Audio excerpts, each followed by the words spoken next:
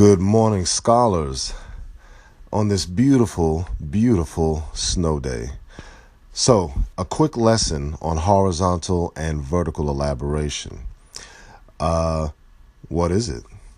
Well, let's begin with the word elaboration. Elaboration is simply providing sufficient detail to clearly express an idea, or even going back to something you've already written and adding even more detail for greater clarification, improve reader interest, and provide more information. All right, so that's elaboration. But let's get to the horizontal part. Now, we know that horizontal is from right to left or left to right. It's basically a line that goes across. That is symbolic of a sentence. We write from left to right. So horizontal elaboration is elaborating, providing sufficient detail, extra detail, interesting detail, informational detail at the sentence level. It is adding additional, interesting, descriptive, and relevant details within a sentence. Okay? So here's an example of a sentence that has limited horizontal elaboration. The boy ate the biscuit. Now, you know me, I love to compare sentences to food. So if I had to compare this sentence to a food item, it would be a breadstick. Breadsticks are tasty, but that won't fill you up.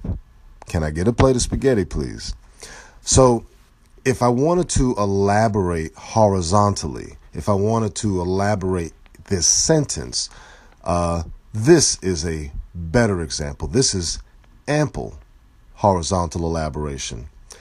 Piccolo, a young Italian boy about 8 years of age, slowly bit into Nana's, Italian for grandmother, homemade biscuit, savoring its buttery softness and flakiness. Now that is an ample, horizontally elaborated sentence.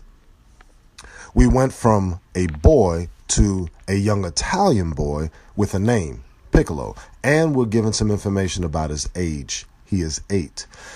He didn't just bite into the biscuit, but he slowly bit into his grandmother's biscuit. We're even taught Italian. Nana is Italian for grandmother.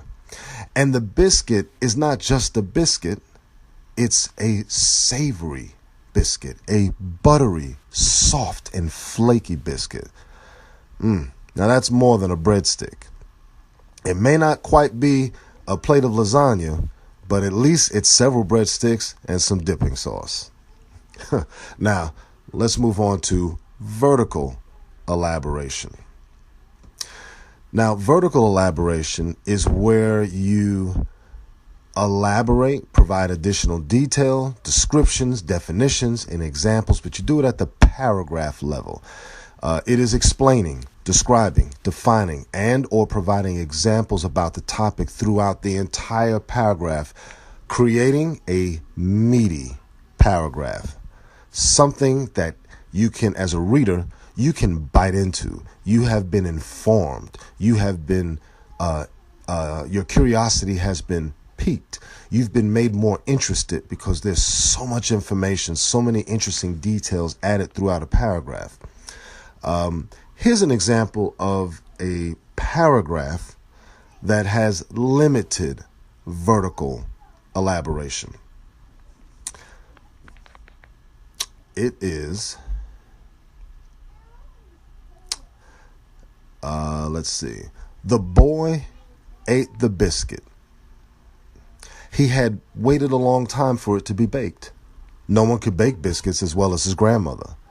He liked when she baked cheese muffins, and his friends loved his grandmother's biscuits as well. Family has told his grandmother that she should sell her biscuits, but she only wants to make them for her family. Now, you might say, hey, Mr. Ritchie, that's about 6 sentences there.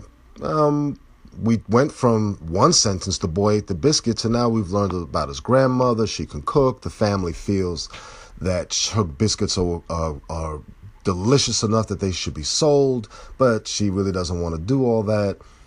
So you might say, hey, Mr. Ritchie, I think that's some vertical elaboration. That's why I said it's limited. But why settle for a few breadsticks and some dipping marinara sauce when we can go for the plate of spaghetti with delicious meatballs, with grated Parmesan cheese, with a side of salad, and some sweet tea? Let's look at an ample example of vertical elaboration. Here it is. Piccolo, a young Italian boy about 8 years of age, slowly bit into his Nana's, Italian for grandmother, homemade biscuit, savoring its buttery softness and flakiness. He knew that Nana was planning on baking biscuits this morning, so he made sure he left the curtains open last night so the morning sunlight on his face would wake him up. He especially loves her Parmesan cheese and garlic muffins. And when his friends, Francesco, Alessandro, and Lorenzo, know that his Nana is making her heavenly breakfast biscuits, they too will make their way to Piccolo's house in the early morning. They even take some back home for their younger siblings. Uncle Leonardo and Aunt Andrea have for years encouraged Piccolo's Nana to sell her biscuits to the local bakery, Paradiso. Some family members believe her biscuits are superior to the ones baked by the owner of Paradiso.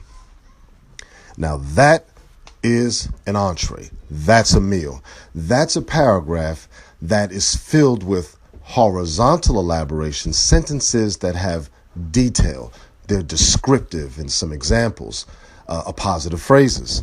And that is a paragraph that's filled with vertical elaboration. We're giving more information about these friends. We're even given the names of the family members who have encouraged her to sell her biscuits to the local restaurant. And we're given the name of the local restaurant. So horizontal and vertical elaboration are necessary to create a piece of writing that doesn't look anorexic, that doesn't look like you whipped it together in literally 60 seconds.